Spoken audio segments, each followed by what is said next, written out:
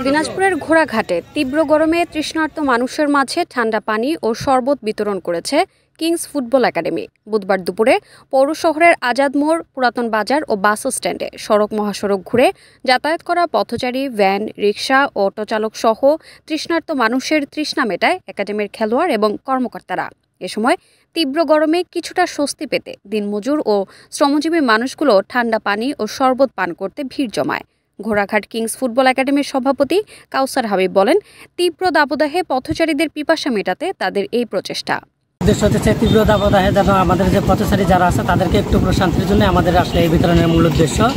সকলে সুস্থ সুন্দর জীবন উপভোগ করুক এবং তীব্র দাবদাহে যেন সকলেই প্রশান্তির একটা ছোঁয়া পায়, সেই জন্য আমাদের এই বিতরণ। দিনব্যাপী ঘুরে ঘুরে তারা প্রায় 4 শতাধিক মানুষকে ঠান্ডা পানি ও শরবত পান করিয়েছেন। তাদের এই মানবিক কার্যক্রম আগামীতেও অব্যাহত থাকবে বলে জানিয়েছেন কিংস ফুটবল একাডেমি কর্তৃপক্ষ।